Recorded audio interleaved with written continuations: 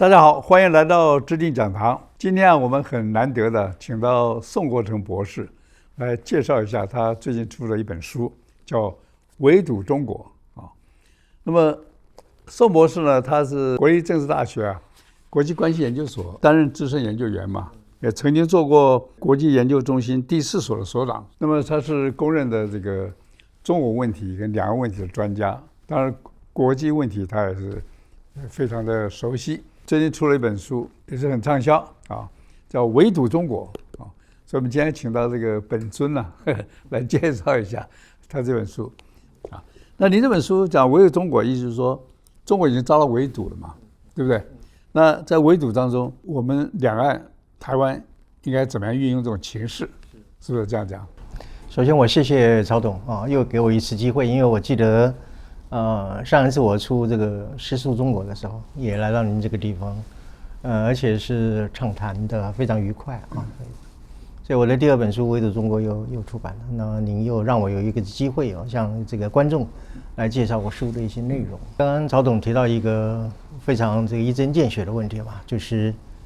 中国现在处于一个围堵的状态被围堵的状态。这个围堵的状态不仅是从全球架构上来讲，一种所谓的天下为中或者天下抗共的这样一个态势的形成，而台湾本身正好是处于天下为共的一个战略的前沿。这个战略的前沿呢，你可以辩证的来看，就是说因为有国际护台的这个力量，台湾受到了国际社会高度的关注。但是从另外一方面来看的话，既然作为一个前线的一个国家，我们也就是处于中共威胁的一个最前端的一个地位所以这就是一个危机，同时也可能是一个机遇所以一个很复杂的一个处境对台湾来讲但是无论是这个处境是机遇也好，危机也好，总而言之，作为这一个国际围共的这样一个最前线，以及为了要保护我们台湾的民主的制度，这就会逼使像我这样的一个人，作为一个学者而且研究中国研究已经超过36年了，责无旁贷什么叫责无旁贷呢？就是说，大部分的这个学者，要么就躲在这个学术的象牙塔里面，可能这样的话会比较清高吧但是实际上，我觉得台湾的知识分子，你站在这块土地上，你就非得必须要做一个公共型的知识分子，你没有办法逃脱忽视中共对我们的侵略和威胁那么一方面的话，就是说，当你知道中共长期对我们的威胁之后，那你就必须要有一个充分的责任感，要去保护台湾的民主制度。因为台湾的民主制度一旦是被中共拿走，或者说是因此而衰败了那台湾一无所有嘛。所以基于也许是一种使命感嘛，同时也是一个读书人一个知识分子应该要有的一个国家情怀，所以我就写了这样一本书所以我们回到我们刚刚一开始谈到曹董所提出来的问题，台湾要怎么样应对这个是我这个书一个非常大的一个重点我觉得2件事情我们必须要基本面要认清。第一个就是说，只有两件最基本面当然2件还可以继续再往下这个推演。先讲2件对当然曹总这边一定有20几件可以20几个观点可以谈，但是我就讲说，第一个就是说我们现在的一个处境，一个最大的问题就在于，就是说我们既有外敌也有内患，我们事实上是处于一个甚至有时候是内患要大于外敌的这样一种危险的处境因为中共虽然说它要并吞台湾，已经讲了几十年了嘛这个围台军演等等这些演习也搞了很多次了嘛但实际上它也并没有真正就是说是对台这个真枪实弹的动武。反观我们国内的情况之下因为我们自己现有的民主的制度来去交易、去贩卖、去取得某种利益，然后牺牲台湾的民主的价值，还有人民的福利等等。这个讲内贼其实已经客气了，你说是不是叛国了叛国了就通敌叛国了，讲白了所以面对这样的一个内贼，我觉得我们不能够再容忍了。民主的制度有时候为了保障所谓的言论自由，现在的言论自由其实已经不是当年我们在台湾民主起步的时候那个言论自由必须要克服予以保障那是促进民主一个重要的一个力量但是现在言论自由本身基本上已经被滥用了，被扭曲了言论自由变成什么东西了？保障非法、掩护中共对台统战渗透的一种护身符一种挡箭牌等等的。所以我这个书也讲得很清楚，就是说我们这个内部的这个内贼，其实是我们内腐性的一个很大的危机。所以我应告诫，或者说是苦口婆心的要告诉我们的台湾同胞，我们当然体认到中共对我们的威胁从来没有停止，但是也不要忘记我们的内贼在内部作乱腐蚀我们的心灵国防，腐蚀我们的一种敌我的意识乃至于陷入到这个被中共统战的一种统战绑架的这样一种态势，这个是千千万万使不得的事情这是第一点。第二点的话，就是说从外患上来讲的话，为什么叫做中国威胁？这里头有几个问题，就是说中国现在就是处于它自我衰败的一个阶段。坦白讲，我们并没有对你施加任何的台湾没有对你施加任何的压力所以习近平从2012年统治到今天为止14年，我们不要讲别的，我们讲说他从2012年开始就不断的清洗不断的内部的整肃。所以刚刚我们在跟曹董聊天的时候，就说这个解放军本身现在到底是一个豺狼之虎呢，还是根本就是不堪一战的软弱的一个纸老虎的部队但是无论如何，我接下来一个步骤就是下一步著作呢，就是写这个衰败中国，它是怎么样从一种自我的腐化一天到晚跟西方世界搞对抗要打美国、打日本、打台湾、打菲律宾等等这些东西然后它不断的内部的整肃、阶级的斗争、权力斗争产生的内耗，然后用虚假的宣传来当做它的一种治国的理念，还有就是它的经济的衰败，最后就是说它要侵犯并吞台湾，把所谓的民族复兴跟统一这个台湾挂钩起来，我把它硬绑在一起。事实上这两个没有必然的关系所以我们要了解那中国的威胁它的内部的性质是什么东西，这是我的专业的那个内行另外一个就是说全世界是怎么样对待中国因为台湾不必要那么也很难说是单边去围堵这个中国但是我们有绝对的筹码因为台湾这个无论是地缘政治的战略地位、我们的产业链等等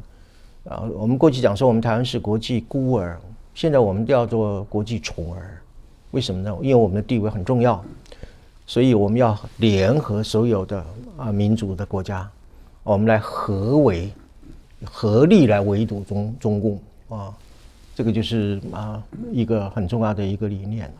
我写这本书其实也没有赚几个钱嘛写书不会赚钱的但是知识分子不能爱钱，只能爱国。所以我这个念之在之的是就是基我多年的研究，我希望让我的读者正确的去了解国际情势的一个变化。所以我在写国际情势的时候都是未来取向的，过去的我就不谈了希望能够帮助我的读者能够从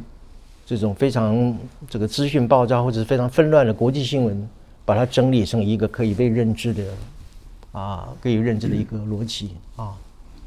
那么另外一方面就是说，当然这个所谓的围堵中国是以美国为主力嘛所以美国和中国之间的这种贸易战等等的，也是我这个书的一个重要的内容最后就是谈到就是中国怎么样被围堵它这里本身其实围堵这个字不是西方国家强加给中国的，是中国自己本身引雷自爆嘛是他自己本身这个自取灭亡的一个结果。那么最后当然我们台湾怎么突围那突围有两个路径嘛，第一个你首先要知道中共对我们怎么渗透嘛，所以我书里面列举了10种这个渗透的手法从国会一直到村里长他的渗透的手法还有他比如说切我们的电缆骇客攻击我们的这个网络系统等等这些暗黑的，我也让观众了解，因为这些是属于一个比较隐藏而看不到的一种对台渗透的手段最后当然我提出个比较大胆的一个想法，就是台湾可以考虑发展所谓的袖珍核武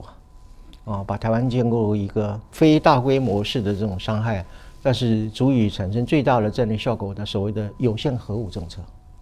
当然这个问题本身还值得讨论，也可能会有一些争议不过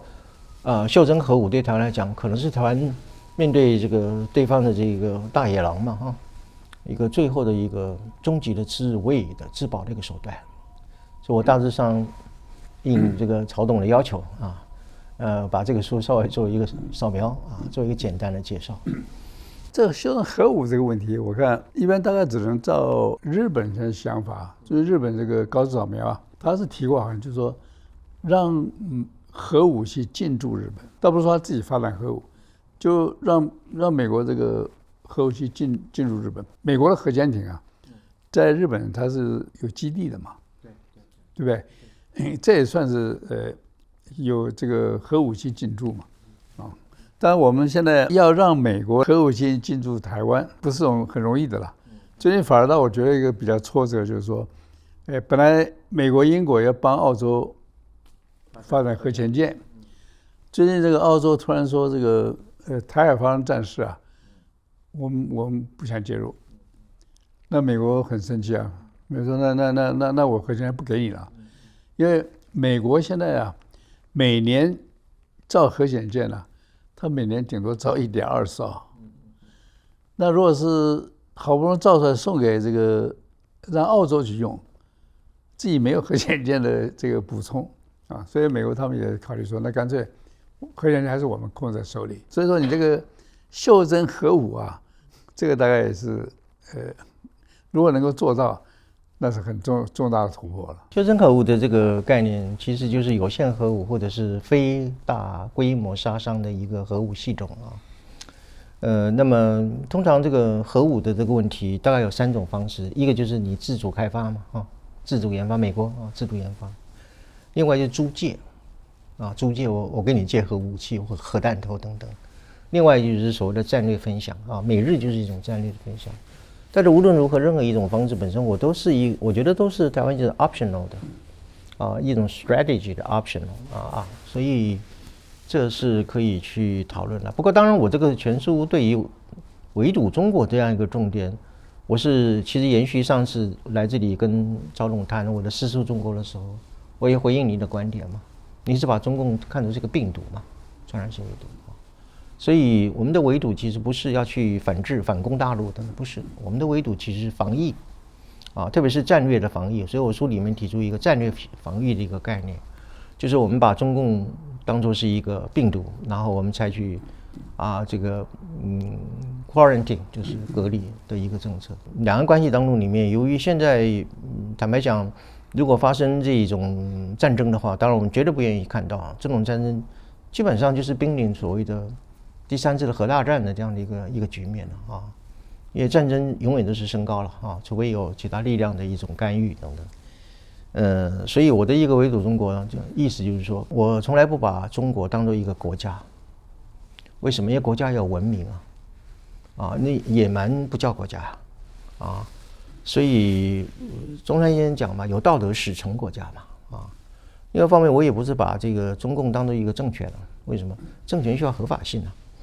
所以你这个 legitimacy 合法性缺乏的时候，你不叫一个政权了。所以我把它当作是什么东西？当作一个发炎的病毒发炎的病毒这个发炎的病毒本身它会传染的那么不然不仅是他自己身染重病他还会把这个病毒散布在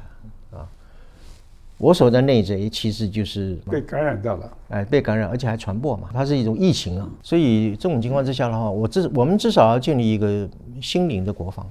或者一种心灵的一种防疫的系统。怎么防疫呢？